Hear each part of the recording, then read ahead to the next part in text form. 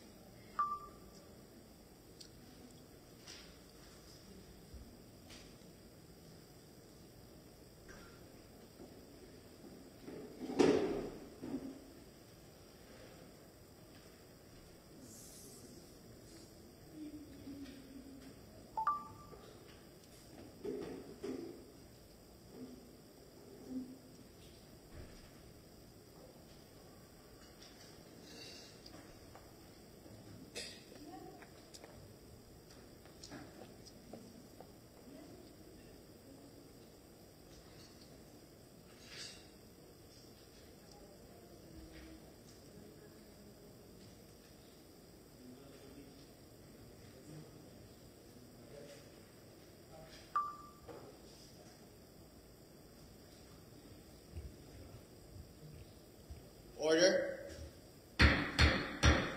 May I please request Mrs. Cutaran to lead the prayer, please. In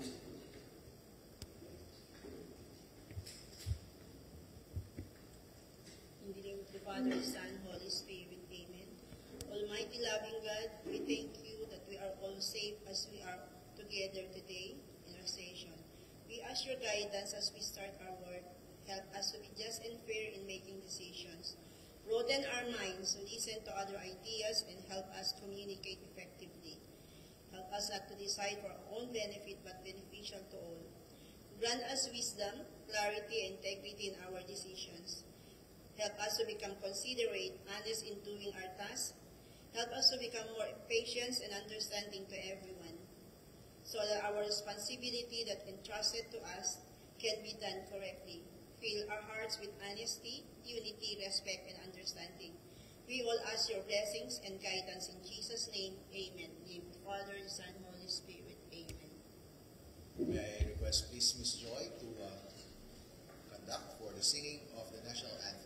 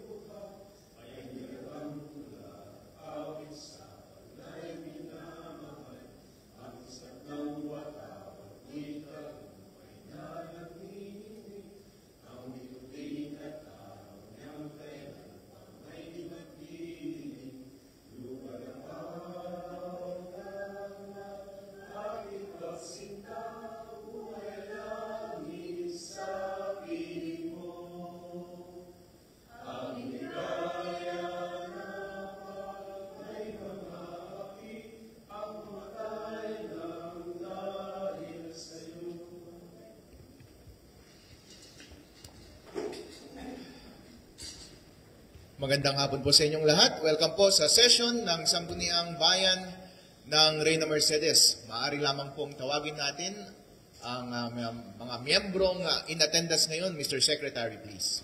Yes, Mr. Presiding, the Honorable Paulo Aradon, Honorable Arnold Embarangan, Honorable Hilaria Cutaran, the Honorable Edwin M. Esteban, the Honorable Albino B. Cuntapay, the Honorable Domingo P. Bawa Jr., the Honorable Salvador Apostol, the Honorable Heribert R. Galabay, the Honorable Rodrigo V. Pascual, and the Honorable Andre Dominic Hangin, not around. with the majority of the member of the Sangguniang Bayan who are present for today's session dated August 18, 2025, I hereby certify the presence of quorum, Mr. Presiding. Maraming salamat, Mr. Secretary. Meron po tayong quorum at proceed po tayo sa ating session ngayong araw. Hindi na po natin babasahin ang minutes of the previous session. Kung wala pong objection, hindi na po natin ipagpapatuloy ang pagbasa. Meron po bang mag-a-avail ng ating privilege hour ngayong araw na ito? Yes, Mr. Chairman. We have the Committee on Agriculture, Committee on Health, and the Committee on Environment. To have a committee report, we have the Committee on Agriculture, the Honorable Domingo P. Bawa Jr. Sige po. Privilege hour po, meron po ba? Sorry, for the privilege, Mr. Presiding, I'm sorry. Wala po. Okay. Wala pong privilege. Nataranta lang ako kanina dahil wala po kasi nakita privilege. Same with the question hour, then I go directly with the committee reports po. O, sige po. Since dumiretso ka na, doon na po tayo sa Committee on Agriculture report, sir. Mr. Bawa. Mr. Chair, Presiding Officer, member of the August Body. So at this moment, while the proponent, the Honorable Herbert Galabay, endorse ordinance, so may I give the floor to the proponent to have a committee report. Sige, Mr. Galabay, pwede mo pong gamitin ang ating podium para mas maganda ang iyong speech.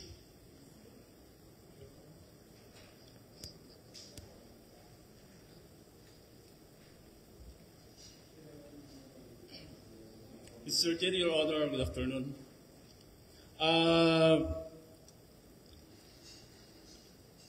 Wala po tayong, Mr. Chair, na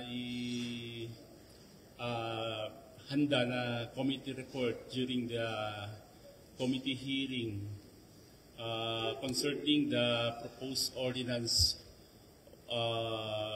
for the strengthening and the implementation of stray animals because ang alam ko po, ang committee chair ng agriculture, ang siya pong magbibigay po ng kanya pong report ngayong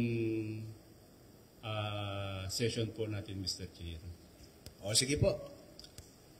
Mr. Chair, I move for the next schedule of session to address my committee report. O, sige po. Okay lang po. Alright, pupunta tayo sa susunod na committee report mula sa Committee ng Kalusugan sa pangunguna ni Mr. Honorable Salvador Apostol, sir.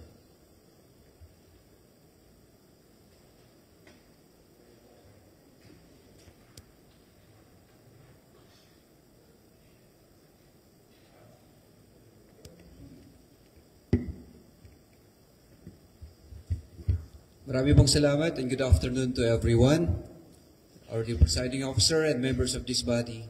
Una-una po sa lahat, ipagpaumanhin po ninyo dahil ang atin po nakahandang committee report ngayong hapon ay naisagawa sa wikang Ingles.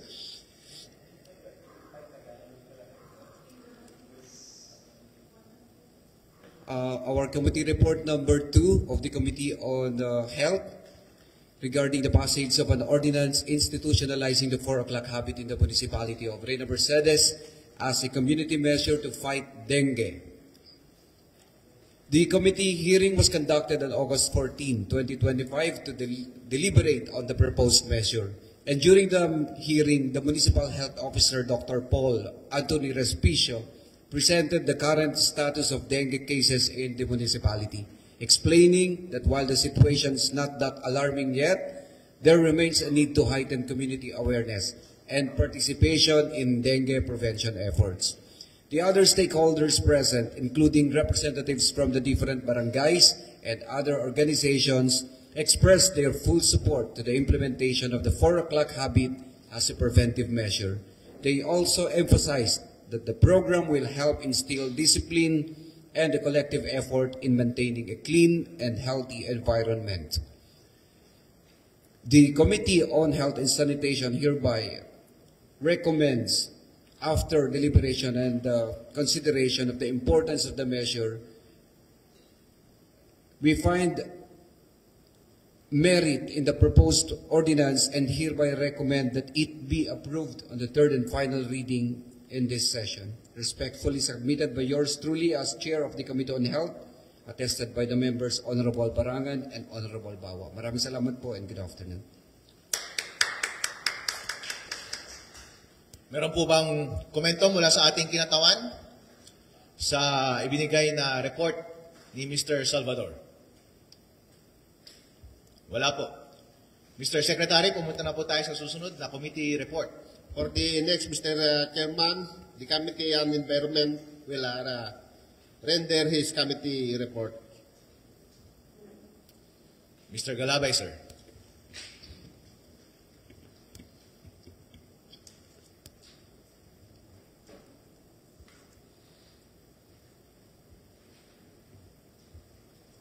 Good afternoon once again, Mr. Chair, August Body. Committee Report number 1 series of 2025 to the honorable members of the Sangguniang Bayan of Reyna Mercedes from the Committee on Environmental Protection, dated August 14, 2025.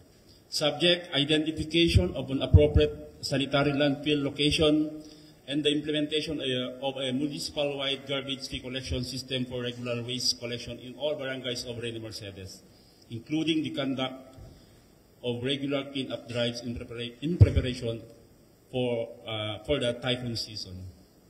The Committee on Environmental Protection, chaired by yours truly, Mr. Chair, conducted a committee hearing on August 14, 2025 at the SB Session Hall to discuss pressing concerns related to the collection of garbage in all barangays of Reyna Mercedes and the possible identification of a suitable location of the establishment of a sanitary landfill within the municipality. The presence during the committee hearing, Mr. Chair, is yours truly, being the chairperson, and the members, Mr. Honorable S.B. Edwin M. Esteban, Honorable Paulo R. Adun, and Honorable Vice Mayor Attorney Gerald Harold Despicio as an ex-officio member. And we also invited our resource speaker, the Ms. Jessie B. M. Santos, as the Menro focal person. And other attendees are the Punong Barangays and Barangay Kagawad. Summary of discussion. Ms. Jessie M. Santos, Menro focal person of the municipality of Reyna Mercedes, discussed the current state of garbage collection in the municipality. She noted that garbage collectors only make their rounds and collect trash every Saturday, as this is the scheduled day assigned to the trucks. This limited collection schedule causes waste to accumulate, particularly in the heavily populated barangays. She is also emphasized the urgent need for the municipality to establish its own sanitary landfill to ensure efficient garbage disposal and to increase the frequency of garbage collection schedules. She requested suggestions from the Punong Barangays for potential sites where the SLF could be constructed. The Punong Barangay of Barangay Dangan, Reyna Mercedes, Honorable Henry Respicio, responded that their barangay may have an available area that could be considered for the landfill site. An immediate inspection need to be scheduled by the local government of Reyna Mercedes at the identified location, Mr. Chair, in Barangay Dangan, which was mentioned as a possible site for the sanitary landfill. This inspection aims to assess the condition of the land and determine its suitability for the establishment of a landfill in accordance with DNR standards.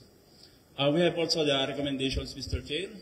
The committee strongly recommends the identification and inspection of potential SLF sites to consider with the area proposed in Barangay Dangan. The implementation of municipal-wide garbage fee collection system to finance regular sustained garbage collection service. And we have number 3, the conduct of regular clean-up drives in all barangays, particularly before and during typhoon season, to prevent clogging of drainage systems and reduce health hazards. The MENRO focal person is also encouraged to propose new mechanisms and innovative approaches to optimize garbage collection services in coordination with barangay officials. So, the conclusion, Mr. Chair, is the establishment of a sanitary landfill and the strengthening of garbage collection systems will help address the municipality's waste management problems. This initiative will not only improve the health and sanitation of the communities, but will also ensure compliance with national environmental laws such as the Republic Act 9003, also known as the Ecological Solid Waste Management of 2002. So respectfully submitted, Honorable Heribert R. Galabay, Chairperson of the Committee on Environmental Protection, members, Honorable Edwin M. Esteban, and Honorable Paulo R. Abdun. Thank you, Mr. Chair. Baka meron pong katanungan mula sa ating kinatawan tungkol sa report na ibinigay ni Honorable Galabay. Ako po meron, sir. Magandang araw, Mr. Galabay. At mukhang marami tayong natutunan noong nakaraang hearing. At itong bagay na to, naniniwala ako, ay isa sa pinakamahalagang aspeto ng ating munisipyo. Isang issue na mahalaga ngayon na kailangan nating i-address. Sir, kapag mag-set up tayo ng sanitary landfill, gaano kaya katagal magagawa?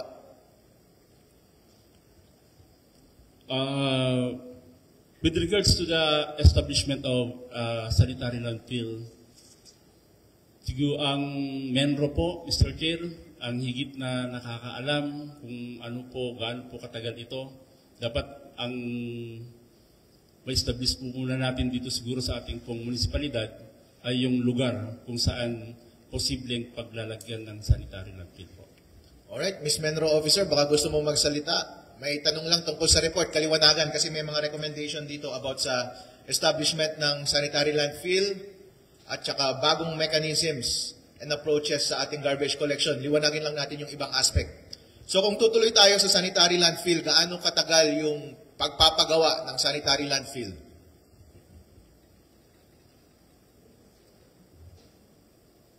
Estimate lang, para lang matulungan tayo sa pagdesisyon. Hindi pa naman final itong report na ito or hindi pa naman final yung mga approaches na i-take up natin. Para lang continuous tayo mag-isip. Matulungan tayo mag-decide. Yes po. Good afternoon po sa ating lahat.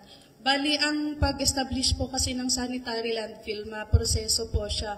Yung paghanap pa lang po ng lupa, nahihirapan po tayo. And then kapag meron na pong lot para dyan, maproseso pa rin po siya. So it takes years din po, mga hanggang 5 years bago siya magamit po. Alright, napakatagal pala. At mga magkano kaya magagastos para magawa ang sanitary landfill na ito? Ang budget po ng Category 1 na landfill is umaabot po siya ng 40 to 50 million po. Wow, napakalaki pala. Pwede bang magkomento yung ating head ng budget? Means kung kaya-kaya ng ating munisipyo na magbayad ng 50 million for the next 3 to 5 years para sa sanitary landfill? Para lang realistic ang ating mga plano. Mr. Chair, i-refer ko po muna sa ating LCE at sa ating budget office for that. Alright, maraming salamat. Kung assuming Ms.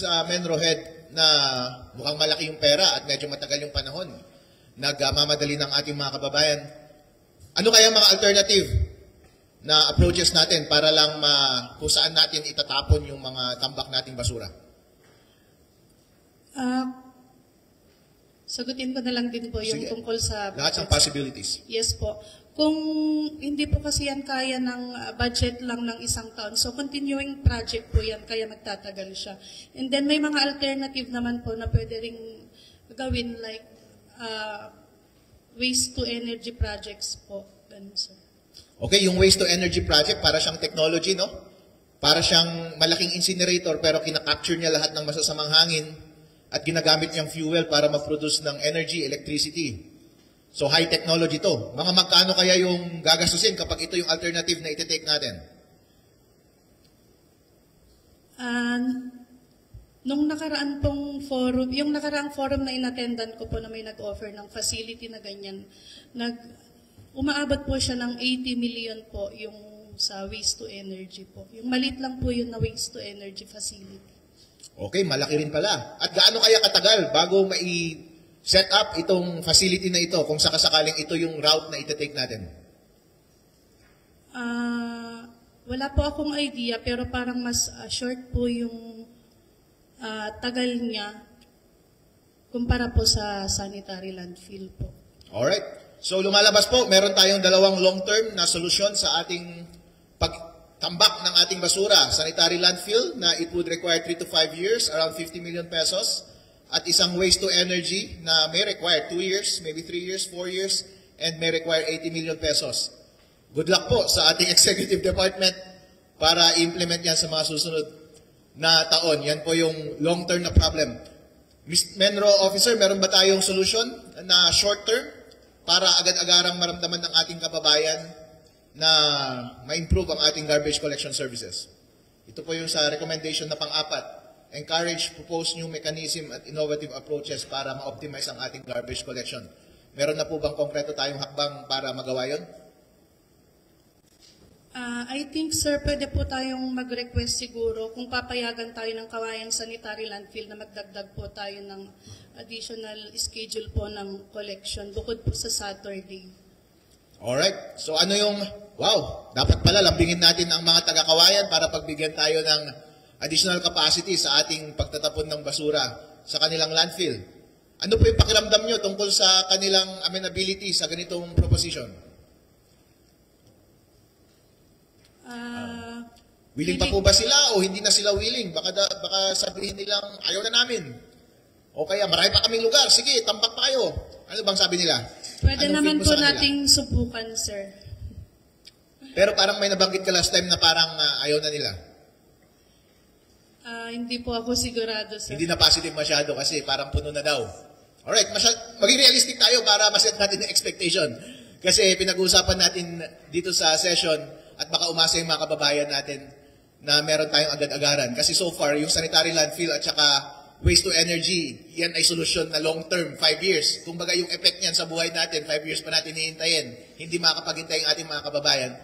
So mag-set up lang tayo ng expectation. Ito rin po ay pabor para sa atin, para hindi tayo sisihin ng ating mga kababayan. At pabor din para sa executive, para hindi sila sisihin kapag nakita nilang walang pagbabago in the short run. So, pagdating sa amenability ng Kawayan tungkol sa additional capacity, meron ba silang sinabi na willing pa ba silang mag-take up ng additional capacity?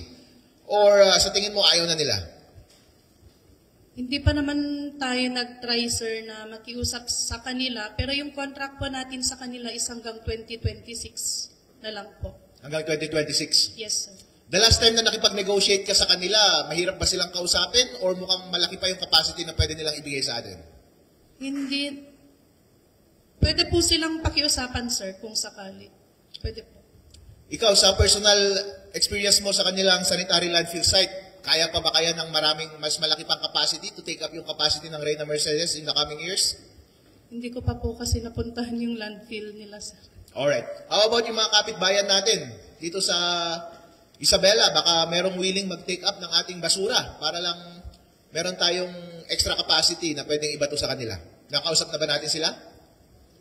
Nag-try ako, sir, sa ibang bayan pero hindi po nila inaalaw ang makimuha po sa kanila regarding sa final disposal po ng residual waste. Kawayan lang po ang pumayag, sir. Bakit daw? Ayaw ng mga ibang kapitbayan natin. Hindi po yun kasama sa 10-year ESWF plan nila, sir, yung makimuha sa ibang bayan or magtanggap ng residual waste ng ibang bayan po. Paglambingin kaya natin sila, pwedeng pumayag sila? I don't think so. Hindi po, sir. Hindi. Ayaw po nila. Ayaw talaga nila? Yes. Alright, Kawayan lang pala ang tagapagligtas natin. Okay. Okay, realistically speaking, ito po ang komento ko. Parang matagal-tagal yung sanitary landfill. Matagal-tagal din yung waste to energy. Kailangan natin maging realistic. Alright. Okay, good luck. Ano kaya magiging solve natin in the solution natin in the short run? mahirap din masyadong umasa na pumayag yung kawayan kasi parang may nabanggit tayo last time na parang hindi sila masyadong madaling kausap tungkol dito. Pero hindi natin may iwasan yung sabi ng batas na bawal magsunog sa bahay at bawal magtapon sa loob ng bahay sa compost pit. Pwede lang compost heap. Kaso nga lang, ang realidad sa Pilipinas ay yung Ecological Waste Management Act. Sabi niya, bawal na itong pagsusunog sa likod ng bahay. Wala tayong magagawa. Kailangan talaga tayong merong garbage collection services. Pero ang reality is, para sa mga maliliit na bayan na katulad natin, baka hindi natin kaya. Ang laki-laki ng pera na kailangan, 50 million, 80 million. Tapos ilang taon. So, ibig sabihin, nagva-violate tayo. Ang ating mga kababayan, nagva-violate ng batas ng tuloy-tuloy. At yan po ang katotohanan. At yan din yung data na nasa Pilipinas tungkol sa compliance natin dito sa Waste Management Act. 50% daw hindi sumusunod. Dahil nga, kailangan ng malaking investment mula sa mga bayan para gawin itong sanitary landfill na ito. Napakaraming requirements at matagal gawin. At yung isang alternative na waste to energy ay kailangan din ng participation ng mga investor. Ang dami mga moving parts na kailangan gawin.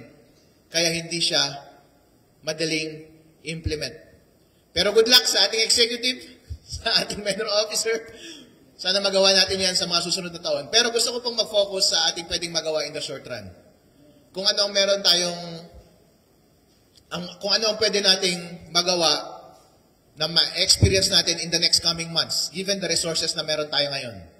And that may mean na hindi muna tayo magre-rely sa sanitary landfill, hindi muna tayo magre-rely sa waste to energy, huwag muna tayo magre-rely sa additional capacity mula sa kawayan.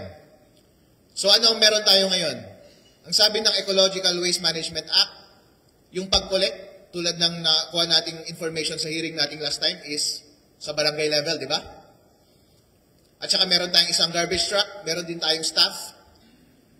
Pero dahil sa limitation na binibigay ng kawayan na once a week lang tayo nagbabato sa kanila ang lumalabas, sinesegment natin yung bayan natin into 4, at yung 4 na yun, once a month lang napipick up. So in effect, bawat munisipyo, bawat segment na yun, or bawat location, or bawat bahay, ay 4, isang beses lang sa kada linggo na nadadaanan. Which I think is, hindi siya maganda. Problem talaga siya, kailangan natin ng solusyon. Wala namang may kasalanan eh. Mahirap talaga yung batas. Kung akong tatanungin, mahirap talaga yung batas. Pero kailangan nating tulungan yung executive na mag-come up ng decision, ng plano in the short run, para lang may maramdaman ng ating mga kababayan. Ito pong naisip ko. Since ang ating mga barangay captain, barangay officials, barangay level ang in charge sa pag-collect ng basura every week, baka kailangan nilang mag-step up sa pag-manage ng facility na iyon. Kasi yung basura na yan, hindi pwedeng matenga sa bahay ng isang buwan. Mabubulok yun. So saan natin pabubulukin yung basura na yun? Yung kawayan tumatanggap lang isang beses sa isang linggo. Saan natin ilalagay? Sa barangay level ba? Saan natin ilalagay? May nabanggit ka rin na parang may residual warehouse tayo. Saan natin ilalagay yung kapag na-segregate na natin yung mga compostable, isushoot na ba natin doon sa barangay level? I think pwede tayong mag-come up, Ms. Menro Officer, mag-come up ka ng, given the limited resources na meron tayo ngayon, isang basura, meron tayong a handful of people na nag-staff dun sa basura truck na yon, and meron naman tayong government officials na gumagalaw, try natin iparamdam sa taong bayan na siguro kahit at least once a week na may dumaan sa harap ng bahay nila.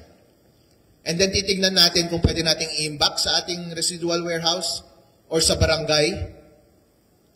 And then i-reschedule na lang natin, i-optimize natin yung picking up ng garbage papunta sa kawayan given na once a week lang sila. So, ang naisip ko is, since meron tayong, ito lang preliminary pa lang ito, ikaw ang mas may alam nito, number 1 na requirement na in-expect ng ating mga kababayan is, may dadaan sa kanilang basura siguro once a week, basurahan, once a week, dumaan lang sa harap ng bahay nila. So, pagdaan ng basurahan na yon, mga kababayan, okay naman na siguro, i-segregate nyo na yung compostable, recyclable, at saka yung residual, iwa-hiwalay nyo na. Once a week, mga barangay captain, planuhin nyo na to yung schedule. Meron naman tayong truck, nakaparking lang naman yun in 6 days of the week So try natin paikutin yun, at least yung truck, yung ruta niya lang sa isang barangay, isang maghapon siguro, tapos i-imbak niya kung anong mang nakalaan na ambakan doon sa barangay. Pwedeng isama natin sa plan na yun. So pwedeng ganun yung daily activities ng ating truck. And then kung once a week lang yung binibigay sa atin na access ng Kawayan, so pwedeng between barangay and Kawayan, once a week lang din. Pwede? So kumbaga, between house and barangay site, pwedeng dailies yun. Ipaplano natin yung truck natin para once a week madaanan yung bawat bahay, and between barangay Imbakan papuntang Kawayan Landfill, pwedeng yun na yung once a week. Tingnan natin kung pasok yung resources na meron tayo at kung sapat yung panahon na pwedeng i-shoot doon. Kasi ang nakikita ko lang na idadagdag natin is yung 3 tao na sinasabi mo, kasi hinahire lang natin yung 3 tao kada linggo, hindi ba? So mukhang mag-aaraw-araw yung mga yun. Parang yun lang yung additional resources. Pero other than that, we have the garbage truck naman, may gasolina naman yun, may barangay officials naman tayo, baka kaya nating i-optimize. Siguro maganda tong report na to, Mr. Committee Chair. At least sa progress natin, marami tayong information na nakuha. Pero gawin natin tong buhay, and next time, makapag-present siguro yung ating Menro Officer ng specific plan about this. Ang nakikita ko na gusto natin maipakita is every day, between house and barangay, every week, maramdaman ng ating mga kababayan na may dumaan sa harap ng bahay nila at ma-pick up. And then, every week na lang yung between barangay level and Kawayan level. Tingnan natin yun kung viable yun, Miss Menro Officer. Kapag maibigay natin yan sa kababayan, masosolve ka agad natin short term itong problema ng ating garbage collection. Tama? Would you agree, Miss Menro Officer? So, yung ibig yung sabihin, sir, every day in a week, magko-collect yung truck ng basura and then ilalagay sa residual containment area. Then, pagdating ng Saturday, yung galing sa residual containment area, yun yung idadala sa Kawayan Sanitary Landfill po. Yes. Tignan natin kung kaya ng resources.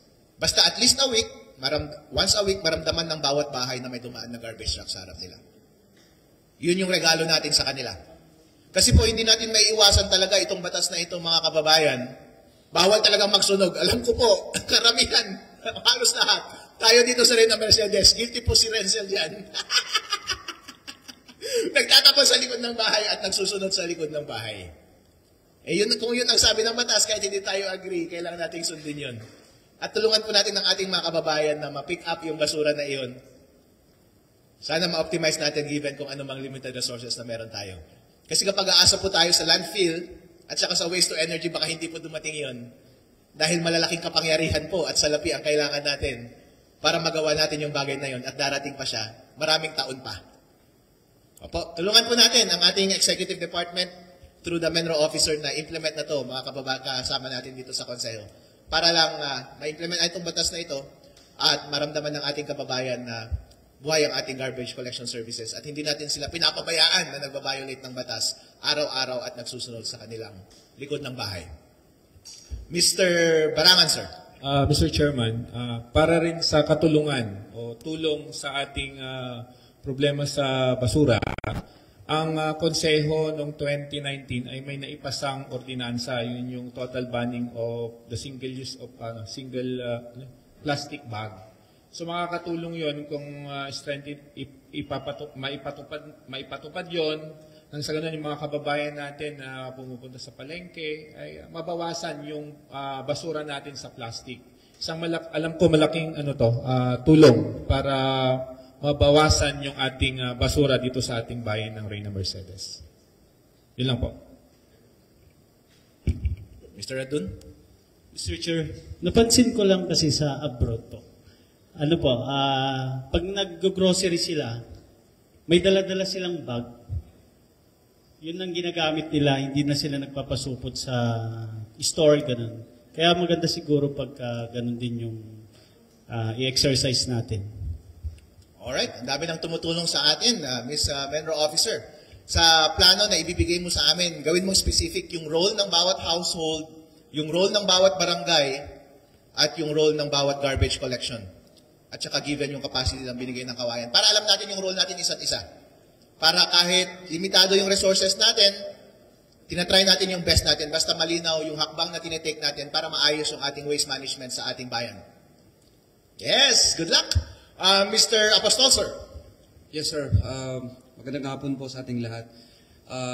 Baka pwede din po natin i-consider yung isa sa mga napag-usapan natin during the hearing, yung possibility na makapag-request po tayo ng isang composting facility din, and training will be provided din sa mga personnel.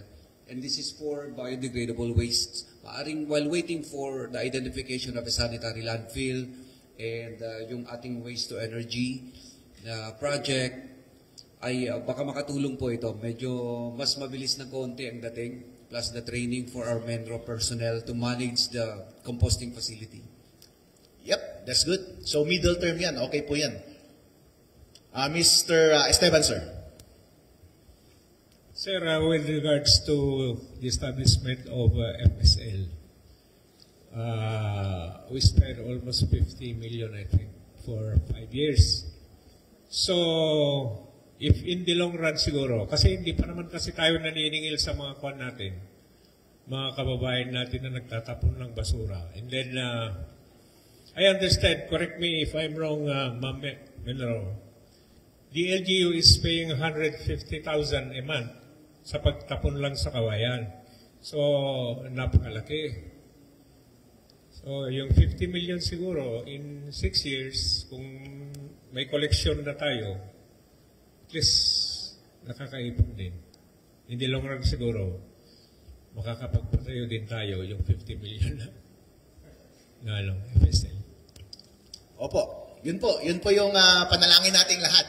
Kasi ang panalangin naman nating lahat. At ang wish nating lahat ay maging successful ang bayan natin sa lahat ng measures na tinitake up niya.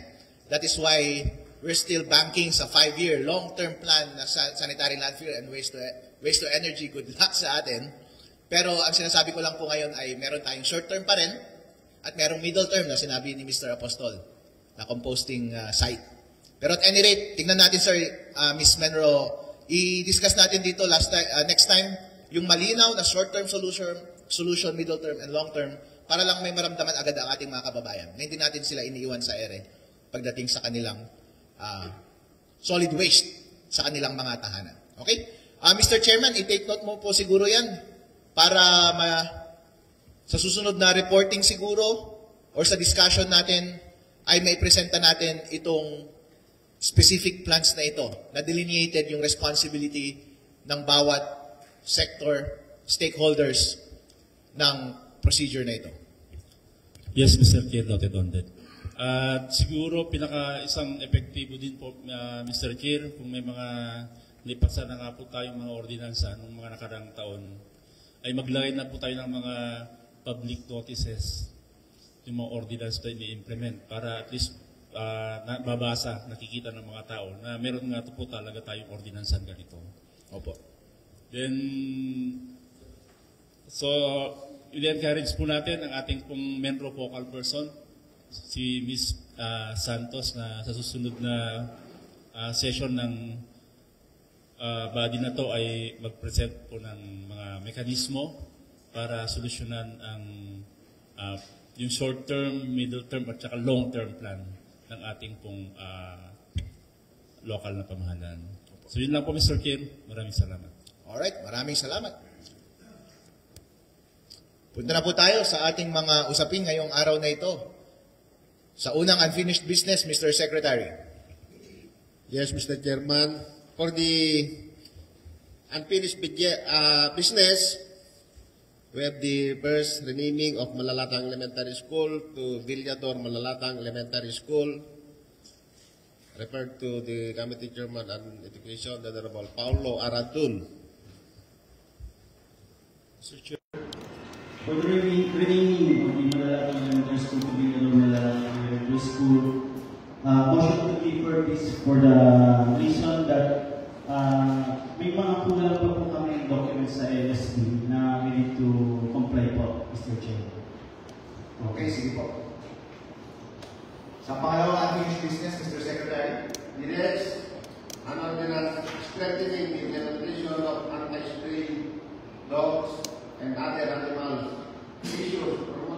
public safety and sanitation and enhancing responsible pet ownership in all barangays of Reyna Mercedes, Isabela, and providing penalties for violations thereof.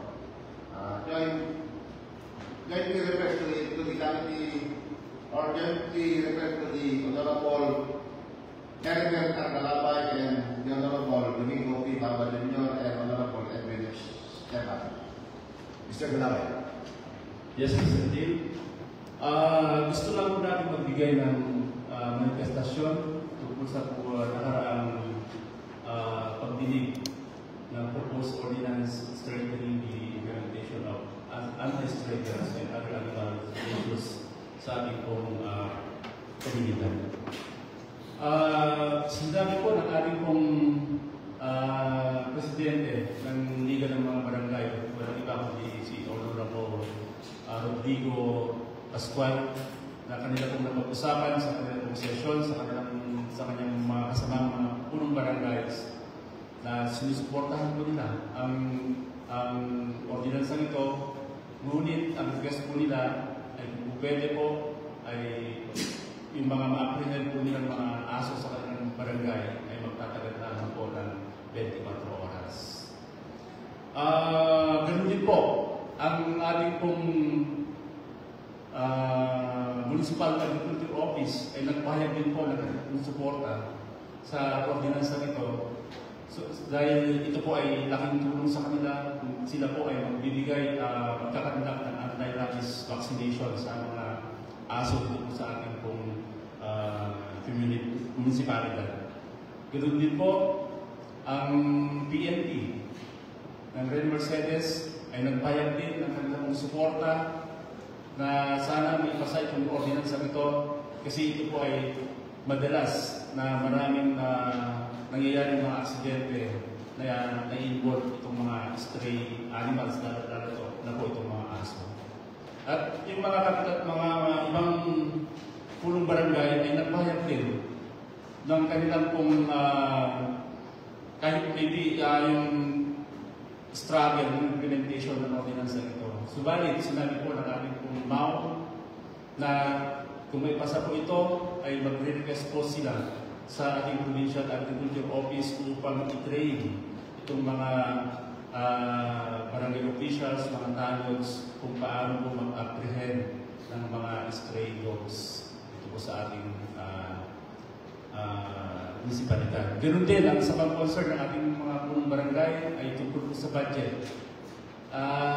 Siguro, marahil, ang alam po nila, ay malaking budget ang kinakailangan. Subalit, ako po ay gumawa ng estimate. Yung isang impounding facility po, Mr. J, kung yung single lang po ay umabot lang po siya ng 2,000. So, ang isang barangay ay meron pong 7 puro. At sabihin natin, maglagay po tayo ng bawat pasilidad, impounding facility sa bawat puro. Umabot lang po siya pala ng 14,000 or sabihin na natin 20,000. Na naniniwala po ako na ito po ay hindi po material para pigilan ang ordinansa ito. Ito po ay kayang-kaya na ilagay sa budget ng ating po mga punong barangay. Maliban pa rin, Mr. J, ang ating Republic Act 9482 ay nagsasabi na ang isang first-class municipality ay dapat magkaroon po ng impounding facility. Kung kaya, very systematic po itong ating proposal ngayon, hindi po agad-agad na ilalagay yung apprehended animals, stray animals sa munisipyo, kundi sa barangay level pa na-establish na po ang mga impounding facility upang kung i-reclaim po ito ng mga owners, mga pet owners, kung mga stray dogs na ito, ay malapit lang, hindi po sila masyado panghihirapan. So, nais po natin sabihin, Mr. Chair, na the proposed ordinance strengthening the implementation of anti-stray dogs and other animals measures promoting public safety and sanitation and enhancing responsibilities, responsible pet ownership in all barangays of Reyna Mercedes, Isabela,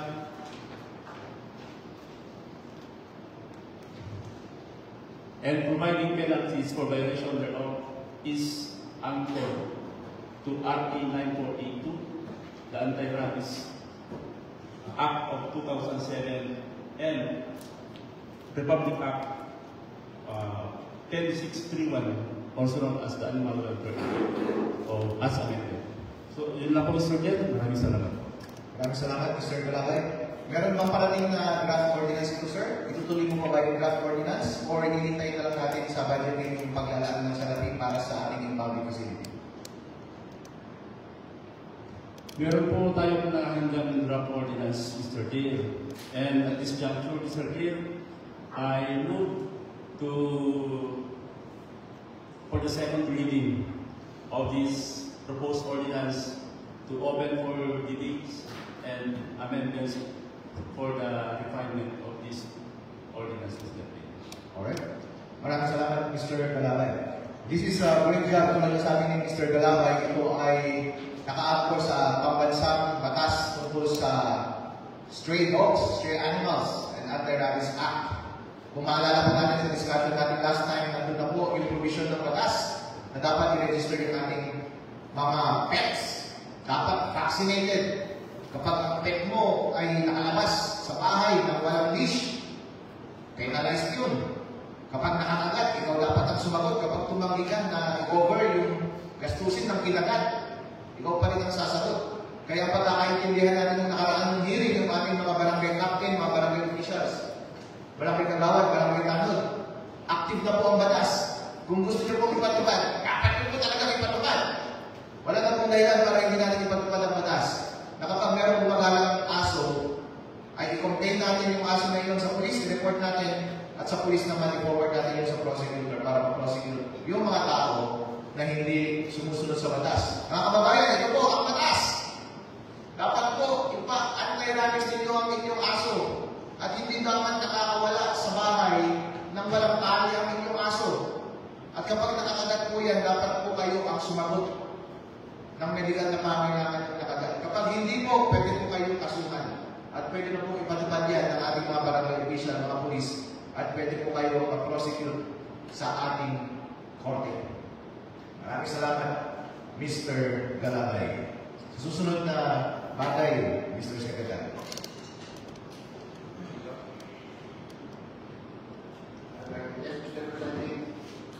The next is a resolution authorizing the municipal mayor to donate a parcel of land where the River Mercedes Water District office and tank is currently located from the local government unit to the River Mercedes Water District, referred to the Honorable Arnold M. Barana.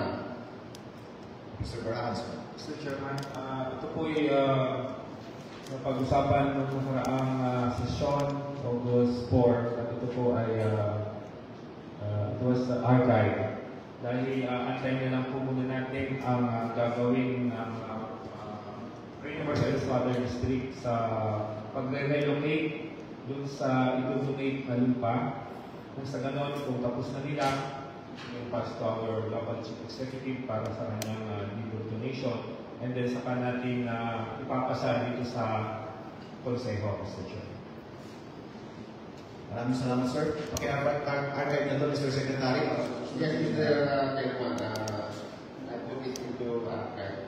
Okay po. Related po dito sa ating water district, kung maalala po ninyo yung status ng tubig natin, meron po tayong hinihintay mula kay General Manager. Yung una ay yung feedback tungkol sa ating contractor ng filtering.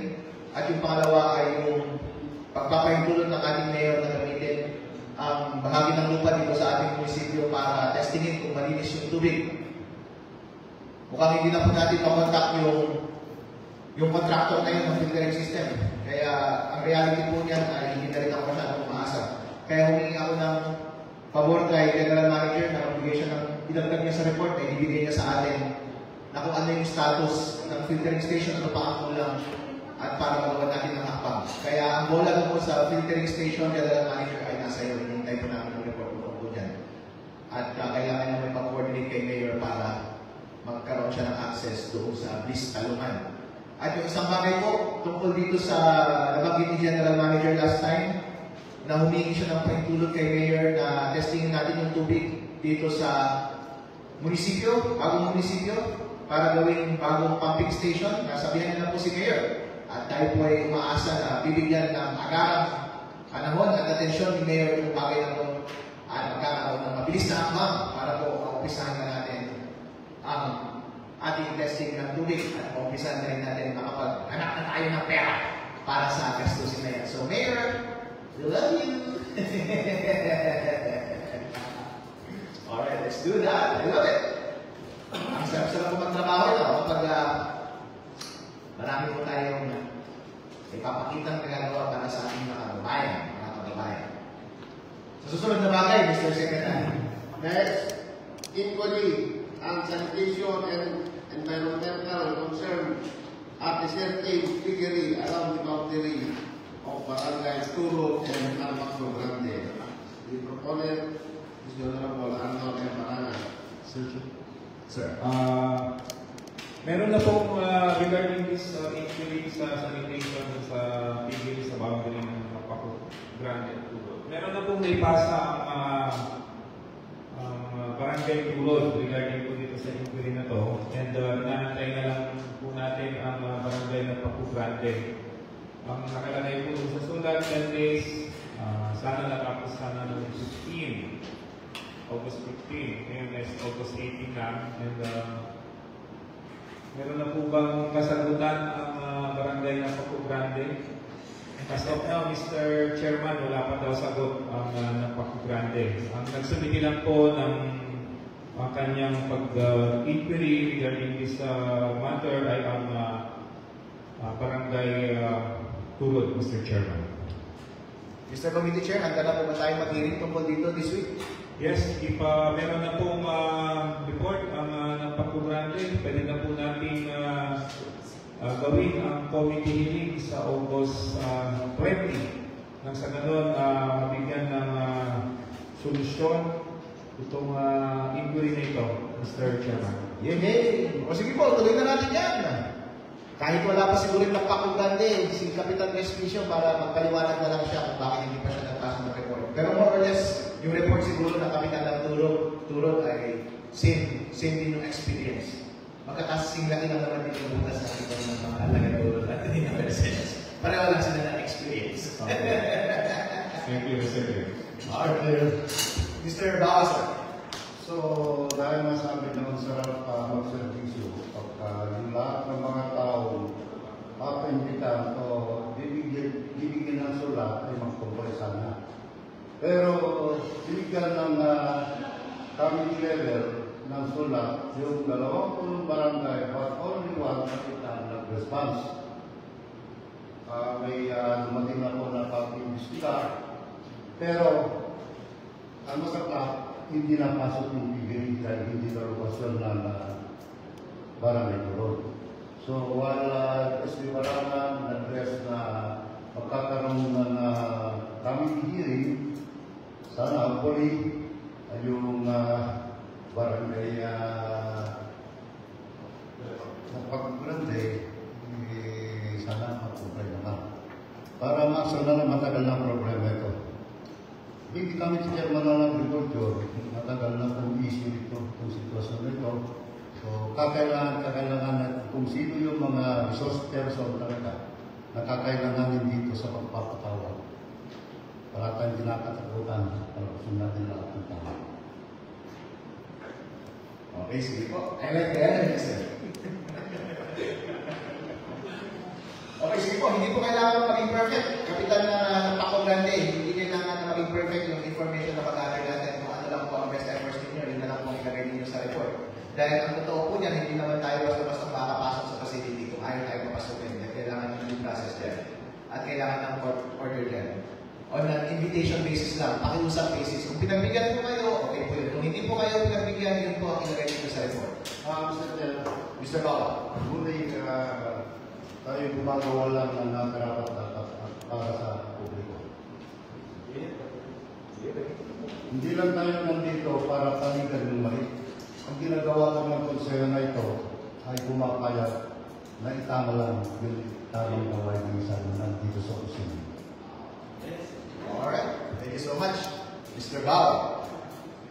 Okay, mga barangay captain, hindi kailangan perfect yung report ha.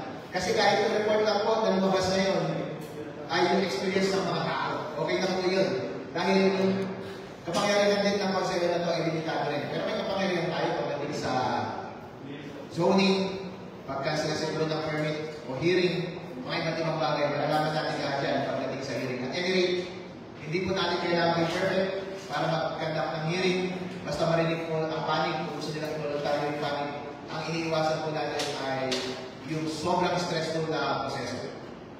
Na magkaabutan pa tayo ng korte, at may stress yung may-ari, at may stress kung sino man yung nagpapatakbo ng kasilidad. Gusto po natin na maayos na settlement ang lahat ng bagay na ito. Basta sa bandang huli, ang comfort po ng ating mga kababayan, ang ating inang-asikaso. Okay, maraming salamat. Sa susunod na bagay, Mr. Secretary. Yes, Mr. Chairman. The next is the proposed revision of the comprehensive land use plan of the municipality of Nueva Mercedes, or the 2035 CLUP of Nueva Mercedes. Mr. Baranzo. Sir Chairman, regarding po dito sa ating comprehensive land use plan ng bayan ng Nueva Mercedes, kanina lang po nagkaroon ng orientation regarding po doon sa CLUP. Nagpunta po dito ang practices sa Department of Human Settlements and Urban Development, si Sir Marvin Aribay, at siya nagbigay ng kanyang panig upang siyempre matulungan ang ating local government units sa paggawa ng ating CLUP. At nabanggit dito ang mga dapat gawin. Meron dalawang steps na gagawin, Mr. Chairman.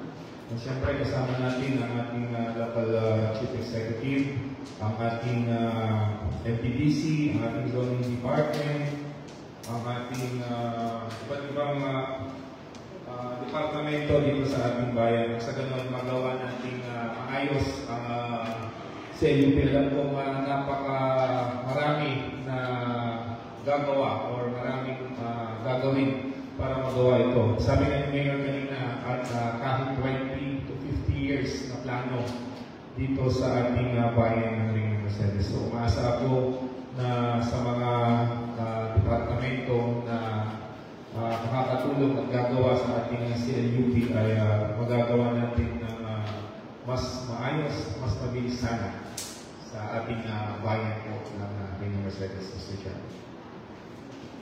Maraming salamat, Mr. Richard Gomez. Mr. Arnold Parangan. Susunod na bagay, Mr. Kalihin. The next is the identification of appropriate sanitary landfill location and imposing municipal-wide implementation of garbage fee collection for the regular collection of garbage in the different barangays and for the conduct of regular clean-up drive in preparation for the typhoon season. May dagdag pa po ba tayo komento, Mr. Galabay, kung sa ating napag-usapan na kanina? Nakapagbigay na po tayo kanina, Mr. Tim, at ating pong report. So, wala na po tayo yung Alright. Sa susunod na bagay, Mr. Secretary. The next is the proposed renumbering of all houses and establishments in Nueva Mercedes and updating the street names in all barangays of Nueva Mercedes, including those newly opened barangay, opened roads. Mr. Baranzo. Mr. Chairman, dito sa renumbering of all houses and establishments sa ating bayan ng Nueva Mercedes at updating the street names, may request for committee hearing po kasi hindi ko naisingit ng last week dahil marami tayong pagpupulong na ginawa, and may request na kasama rin po ito sa ating committee hearing sa August 20, Mr. Chairman. Maraming salamat. Sige po. Thank you. Sa susunod na bagay, Mr. Secretary. The next is a resolution requesting assistance from the National Historical Commission for the inclusion of the Paris of St. Anthony de Padua and its historical bells as cultural property in Reina Mercedes, Isabela. Refer to the committee Chairman SB Paulo Barangul. Sir. Mr. Chairman, with regard with this resolution for the assistance from the National Historical Commission for the inclusion of the Paris of St. Anthony de Padua. Nakaschedule sana kami ng police officer last week po to tackle this matter. Under medication po kasi siya, Mr. Chair. And, hopefully by next week, makakapag-conduct na po kami ng committee regarding this agenda, this. Ang susunod na bagay, Mr. Secretary. Yes, Mr. President. Ordinance is the resolution requesting assistance from the Department of Tourism for the inclusion of the Chinese temple in Reina Mercedes as an important cultural building signifying the heritage and contribution of the Filipino Chinese community and its members in Reina Mercedes and in Isabela.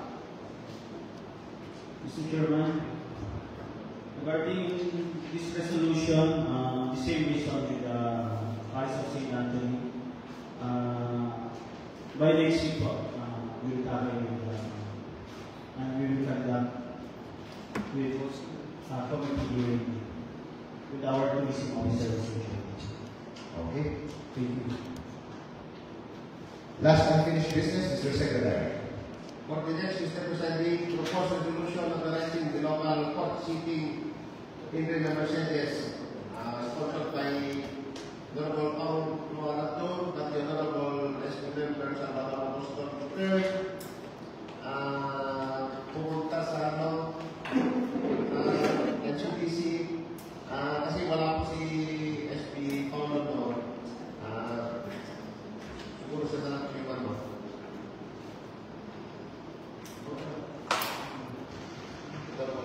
Mr. Apostol, sir. Yes, sir. With regards to the request for a court seating po, I was able to talk to the clerk of court ng ating MCTC. At hindi lang po yung guidelines that they need para po proceed sa court seating request. The first thing that we need to submit to the office of the MCTC judge is that a letter of intent coming from the Sangguniang Bayan along with a resolution requesting the MCTC to have a court seating in Reina Mercedes, provided na magkakaroon po tayo ng space para sa courtroom, plus the judge's chamber, and an office space for the clerk of court and other staff. And it will also be specified through a memorandum of agreement, the provision of IT equipment, internet service, plus the accessibility to the Philippine National Police. Okay, dami pala.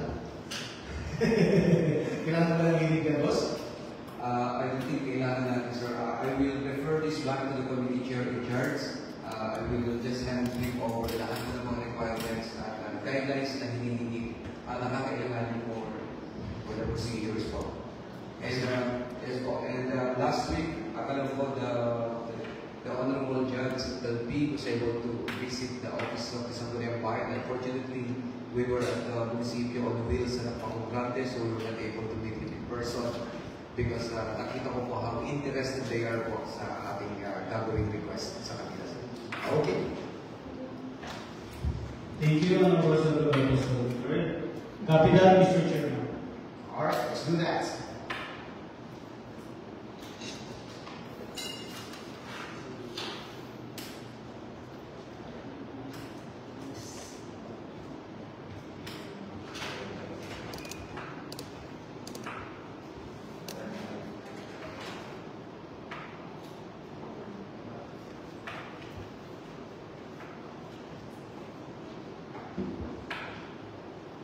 Meron pa daw ang ulit unfinished business, Mr. Secretary? Yes, Mr.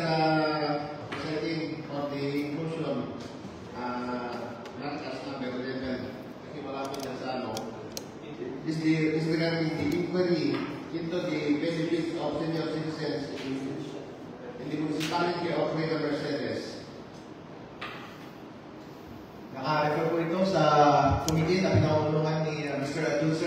May balak na tayo mag-hearing tungkol dito.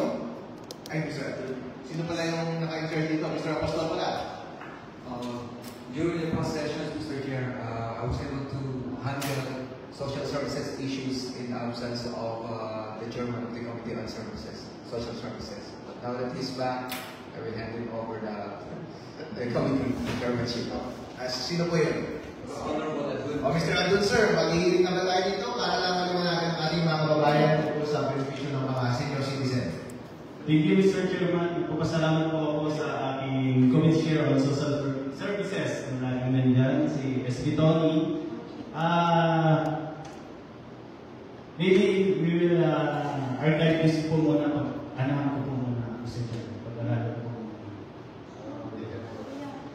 Mr. Chair, Mr. Apostol. I don't think we need to archive this matter pa. Kasi alam ko, marami po sa ating mga kababayan senior citizens at yung mga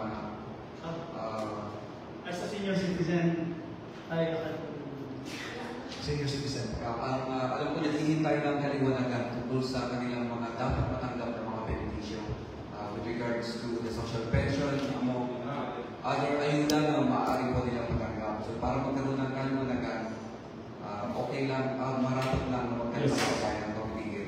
Mr. Chair, sorry, akala ko po yung business for the day na yung sa inquiry po ng senior citizen, it's okay to conduct committee hearing for that, Mr. Chair. Thank you po. Alright. Sa 20. Saktong-sakto dahil namamaya pa ang munisipyo ng News, si Mayor. Ang ganda-ganda. Ang dami pa pupunta. Ang dami ng mga customer doon. Ang dami nagkamala sa kanya dahil napamaganda ng programa yung munisipyo ng News. Ang dami nagpapalit ng birth certificate. Libre. At saka libre. Kalusugan din. Libre mga kapag pag-maintenance at lahat ng bagay. Libre po lahat sa munisipyo ng News. Punta na po tayo sa businesses of the day, Mr. Secretary. Yes, Mr. Presiding, for consideration, a request for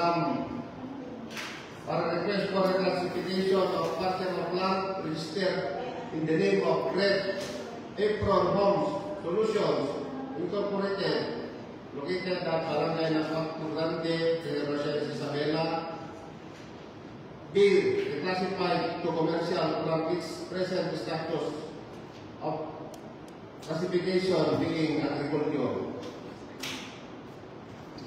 Mr. Bao. Thank you very much, Mr. Chair.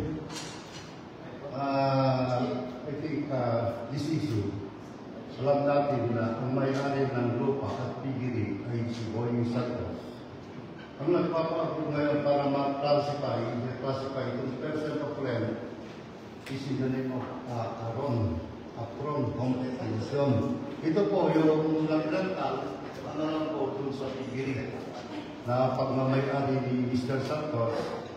So, para maliwanag ng anong lahat, Mr. Chair, I move for the speedy request for reclassification of the person land registered in the name of Fred Apron Home. Objection, Your Honor. No, sorry for Mr. Presiding, excuse me for the misunderstanding.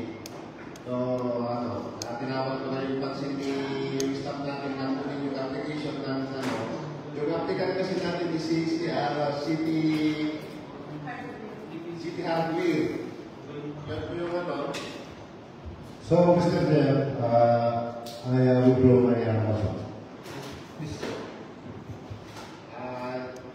Mr. Chairman, Mr. Balanza. para po sa kaliwanagan ng August Body, pwede po bang ilagay dito hindi yung pangalan ng kumpanya? Pwede po bang pangalan ng may-ari ng lupa dito sa reclassification po ng lote? And may I know ilan po ang area na ipapa-reclassify, Mr. Chairman? Salamat po. Mr. Secretary. Yes, Mr. Presiding, sorry. Kasi yung application kasi is yung juridical entity kasi yung nakalagay dito, represented by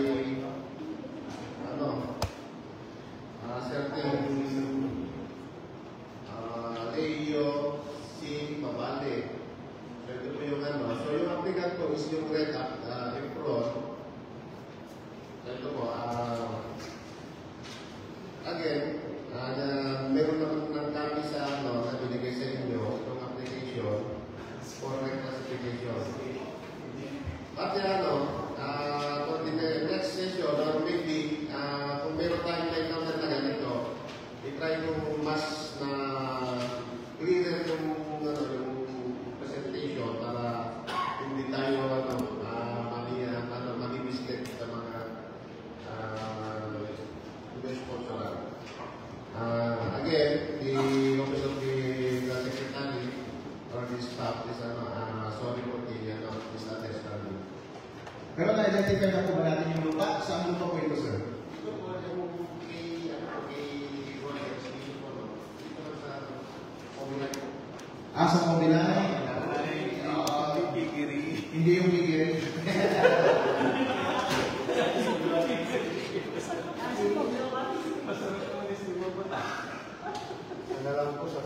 Kalalang ko sa Bigiri.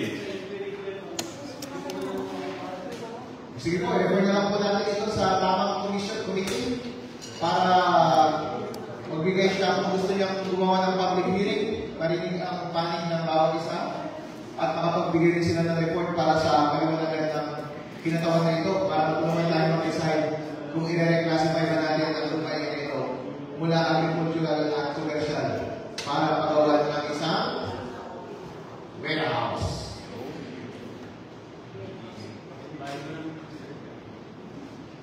Sino po yung anong committee po?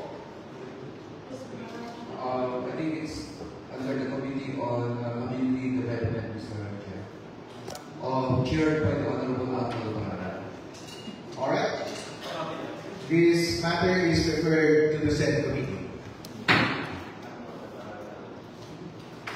Meron pa po lang katanungan tungkol sa bagay na yun? Wala na po. Okay, sa susunod na business, Mr. Secretary.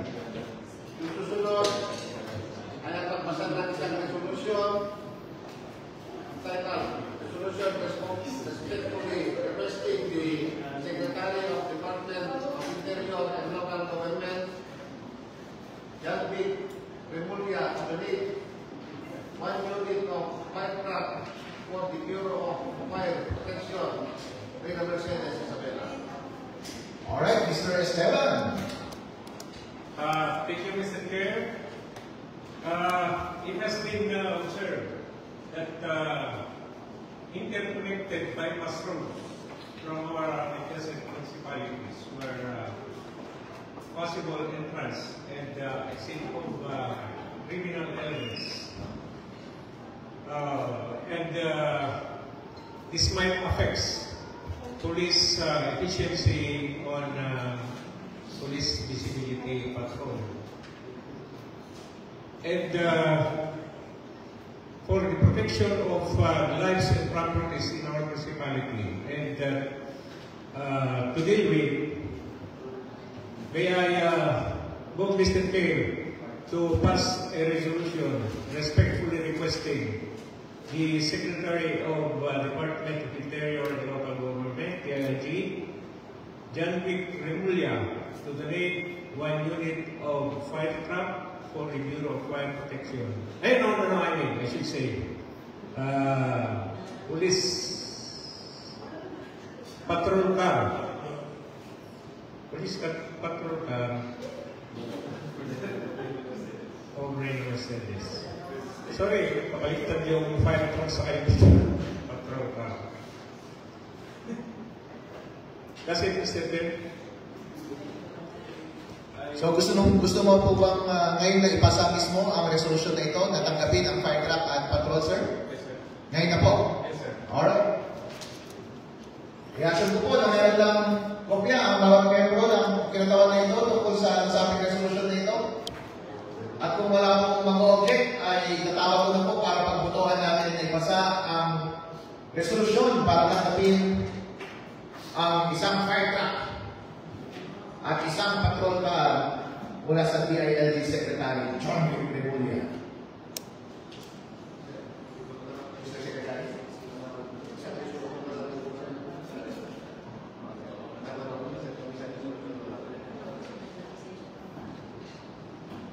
Inulit ko po, kung wala pong objection, ay magbubutawan na natin ngayong araw para tayo ay mag-request mula sa DILG ng isang unit ng fire truck para sa ating Bureau of Fire Protection at isang unit ng patrol car para sa ating police station. Para po sa mga miyembro ng ginagawa na ito na sumasang-ayon para ipasa itong resolution na ito, pakitaas po ang inyong kamay. Nakikita ko po na lahat ng narito ngayon ay sumasang-ayon. Ang resolution po ito ay pumasa.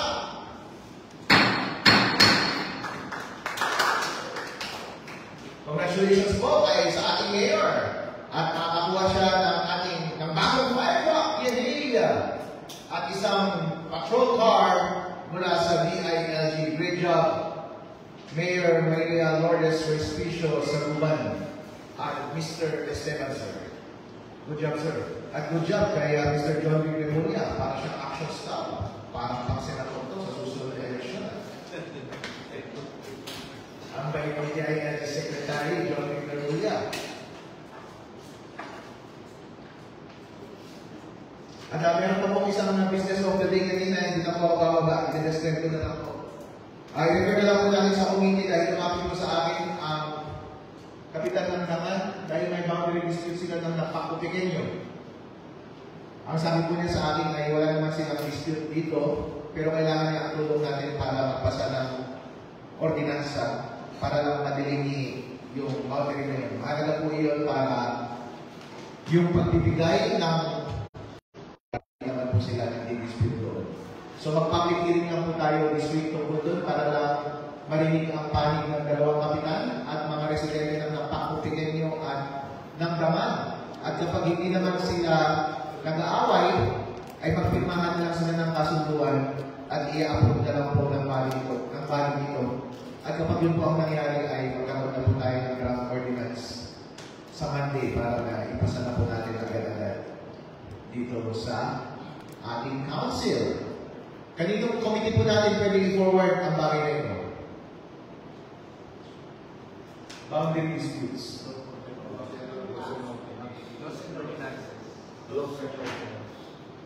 Pinamumunuhan ni? Alright. I-forward natin ito sa Committee on Laws and Ordinances headed by Mr. Honorable Adun. Mr. Chair, for that ordinance, copy that, Mr. Chair. Okay. Alright. Thank you so much.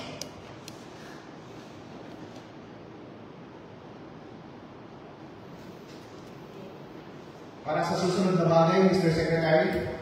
Yes, Mr. Presiding. Siguro ilang ito sa unassigned business, yung tinasang ni SP Tony kanina regarding sa talk sitting.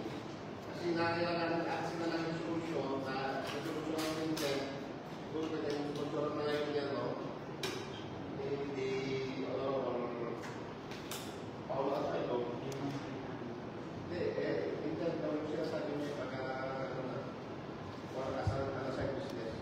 Pero baka wala pa tayo, sir, wala pa tayong IT equipment. At saka mga personal na kailangan, baka wala pa aircon yung office. Baka hindi pa tayo.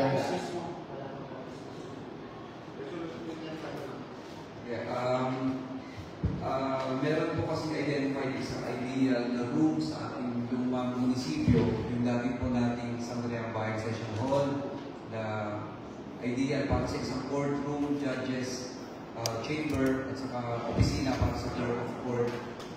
Nakasalukuyan naman po natin ginawang imbakan ng mga libro / library. But anyways, kung ito ay aaprubahan ni Mayor, maaaring ilipat ulit yung ating library sa other side ng munisipyo. Ang isang concern nyo lang po sa ngayon is that malapit na rin po natin buksan ang TESDA Training Center at ang gagawin din po ay ating LGU, old LGU building. So, titignan po muna natin yung partition sa taas ng LGU building, dating LGU building kung saan pwede po pwesto si TESDA Training Center, ang ating library, at ang ating court. Alright. Siguro ayusin muna natin yung sir. I-set up muna natin yung office para hindi kapag sinurado natin sa kanila na gusto natin i-offer yung office, dapat malinis na yung office. Yes, kompleto na siya sa equipment. Okay.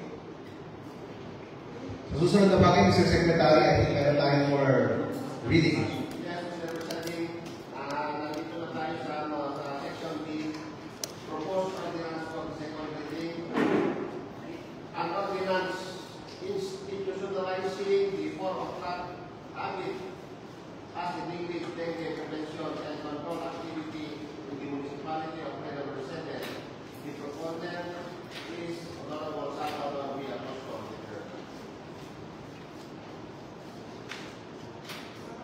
Yes, Mr. Presiding Officer and members of this body. As I have mentioned kanina po sa aking committee report na nire-recommend ko po na maipasa sa second reading at kung papalaging maipasa para sa third reading ang ordinansa nito implementing the 4 o'clock habit as a dengue prevention and control activity in the municipality of Red Mercedes. Copy of the draft ordinance was distributed to the members of the Assembly. And Inasyon ko po na nabasa nyo na yung ating ordinance na ito. Bubuksan ko po ang ating pinatawan para sa debate, interpolation, at amendments. Kung meron pong membro ng ating pinatawan na gustong tanongin ng ating proponent tungkol sa mga provision ng draft ordinance na nasa inyong mga kamay ngayon, ay bukas po ang ating floor.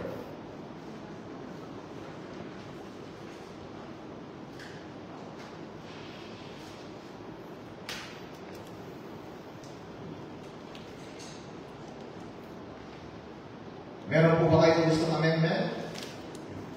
Wala po. Interpolation? Wala. Sige po, kung wala po, ang draft ordinance na ito ay pumasa po at aprobado sa pangalawang pagbasa.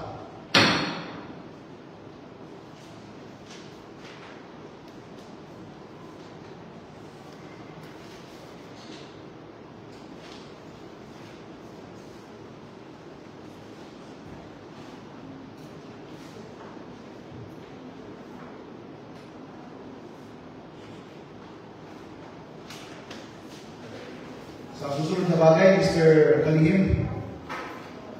Yes, Mr. President, nandito lang po tayo sa Section E, proposed ordinance for the third reading. Wala naman po so, sa other matters na po tayo.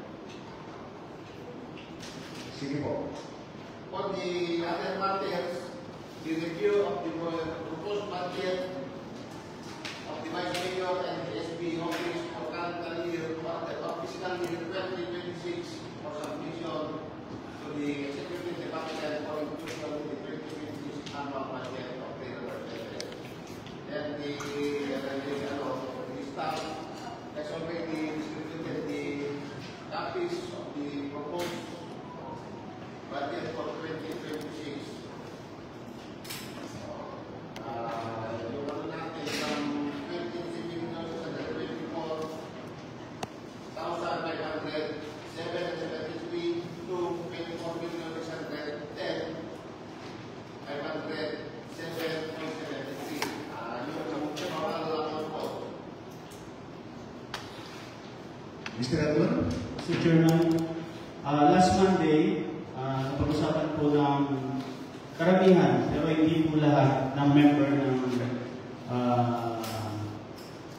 SP. Ito pong maintenance and operating expenses. So, request po sana na i-review yung session, Mr. Chairman.